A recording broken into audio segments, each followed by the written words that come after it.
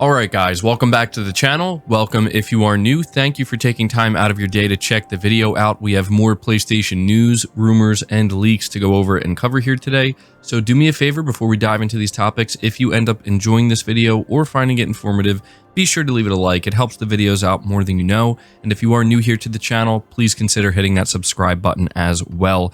We're starting here some pretty big news, I would say, for the PlayStation 5. It has officially surpassed 40 million units sold, and we have a blog post or a write-up from PlayStation CEO Jim Ryan.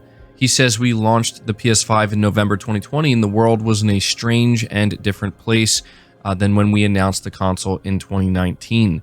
Despite the unprecedented challenges of COVID, our teams and our partners worked diligently to deliver PS5 on time. We continued to face headwinds with the pandemic, and it took months for supply chains to normalize so we could have the inventory to keep up with demand. For more months than I care to remember, we kept thanking our community for their patience while working through these issues. But now PS5 supply is well stocked, and we are seeing that pent-up demand finally being met. With the support of PlayStation fans, we have reached a milestone of 40 million PS5 consoles sold through to gamers since launch. Thank you so much to our community of gamers. Without you, this would have been an impossible task." And the remainder of the blog here goes on to kind of just highlight many of the games that have come to PS5 since launch. Jim Ryan also talks about, the different covers and DualSense colors that you can get, so you can customize your console, and he mentions PSVR 2 at the end here. And so, yeah, this is a really big deal, I would say, for the PS5. What's really interesting to me about this is when you compare this to the PlayStation 4 and how that was doing at the time, when you kind of align the two, the PS5 is only tracking about 2.5 months behind the PS4, which is actually incredible when you consider the struggles and the roadblocks that the PS5 has run into compared to the PS4. The fact that it's able to hit 40 million this quickly and is tracking that closely to the PS4 is pretty insane. I think it maybe shows that the momentum for the PS5 really hasn't slowed down much at all, even though there are many things there in place over the past 2 years that certainly did forcibly slow down the momentum of the PS5. It seems like it's really coming back strong here, and I have no doubt that when Spider-Man 2 launches, that's going to move a ton of PS5 units, that alongside a ton of, big third-party games. I have no doubt that the PS5 is going to end up surpassing the PS4 and tracking ahead of it by 2024. I definitely see that happening, but there you go, a huge milestone for the PS5. It's always good to see this console selling well because, the better it sells, the more support it's going to get. And, it just continues to prove that, every generation we hear consoles are done, they're on their way out.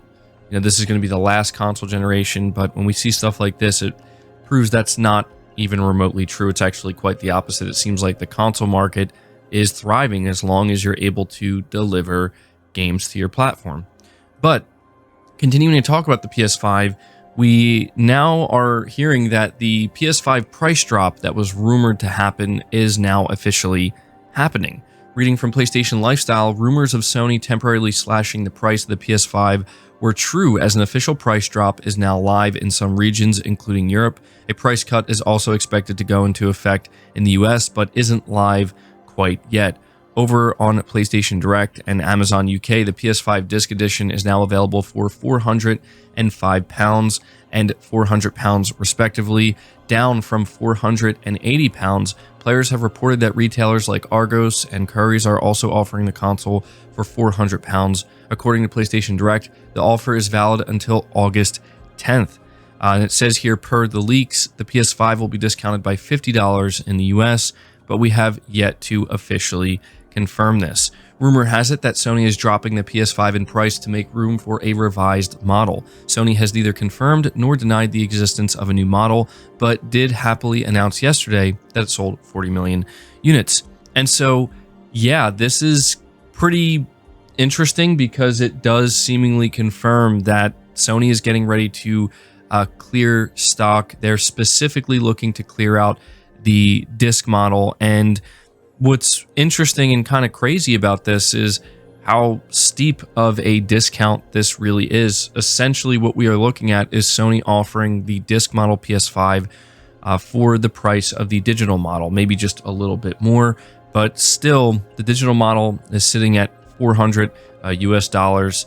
And you know, in the US, if it's true that it's going to get a $50 price cut, that's not necessarily matching the $400. But you know, again, kind of looking here, normally being sold at 480 pounds, and in some places being sold at 400 pounds. I mean, that's a pretty steep discount. So it seems like we are on the cusp of this new model being announced. I think there are a couple of questions that people still have.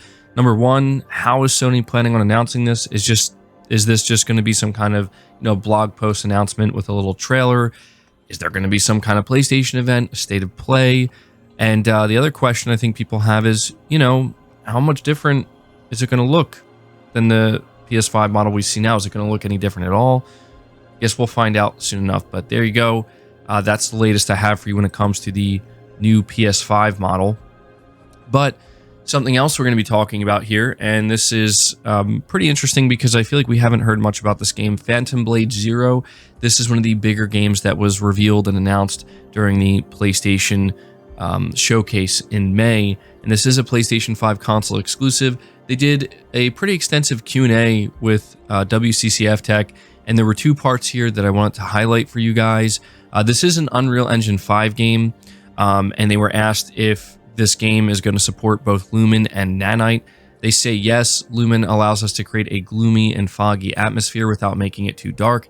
Nanite enables us to use high quality assets without impacting the frame rate. Another question they are asked is, are you planning to use hardware ray tracing on PS5 and or PC?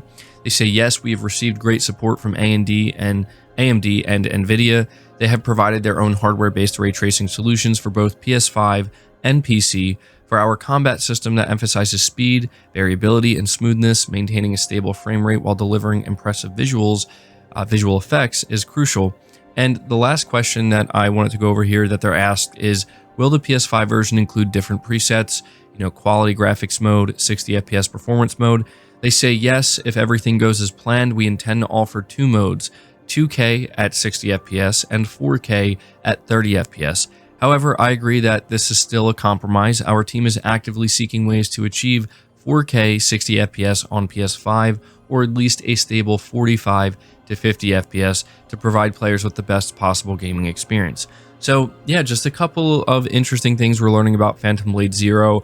I do find it interesting that when it comes to the quality graphics mode, they are saying that they're going to try their best to get it up to 4K 60 on the PS5. So we'll see if they're able to do that, but just kind of wanted to give you a little bit of new information on this game because we haven't heard too much of it. But again, it was one of the bigger games that people got very excited about when it showed up at the PlayStation Showcase.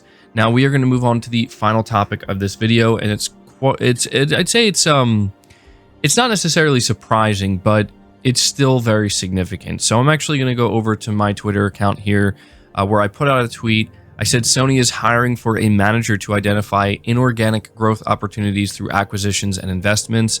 I said it seems Sony is getting very serious about pursuing more potentially larger acquisitions and investments in the game industry. And if we look here, this job posting is just a couple of days old. It says manager corporate strategy and development integration and acceleration. And one of the things that is being mentioned here in the job listing, they say, quote, integration and acceleration. The corporate development and strategy team works closely with SIE's leadership team to identify and execute inorganic growth opportunities through acquisitions, investments, or joint ventures that are aligned with SIE's strategic priorities and drive significant long-term value for the company.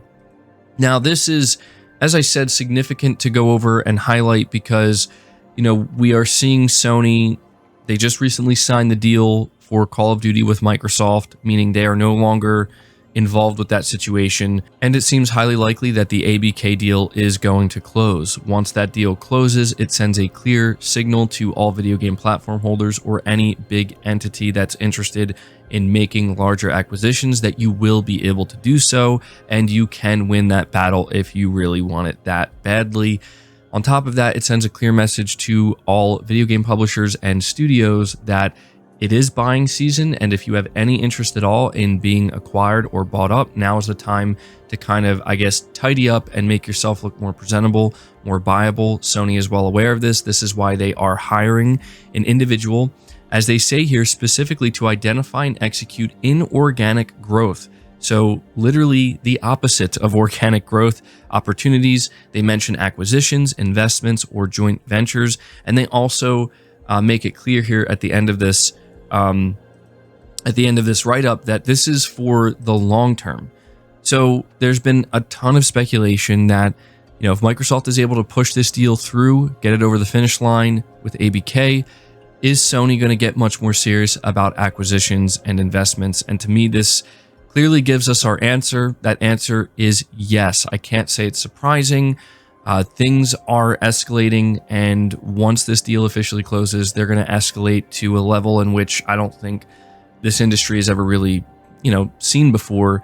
And I doubt Sony's just going to want to sit back and wait and see what happens. It seems clear that they are preparing to get more aggressive. Does this mean they're going to buy a publisher? Absolutely not. That's not what this is saying, but it certainly opens up the window, I guess you could say, where them buying a publisher is more likely than ever before. But again, Sony's all about being strategic and doing more with less, I guess you could say, at certain times. So there you go. Just had to make sure to let you guys know about this so everybody is aware. It'll be very interesting to see what Sony ends up doing in this area in the coming months and years. But that's going to do it for the video, guys. I hope you did enjoy it. If you did, leave it a like, subscribe if you're new, hit the bell notification icon, and feel free to share this video out on top of all that. But until next time, guys, take care.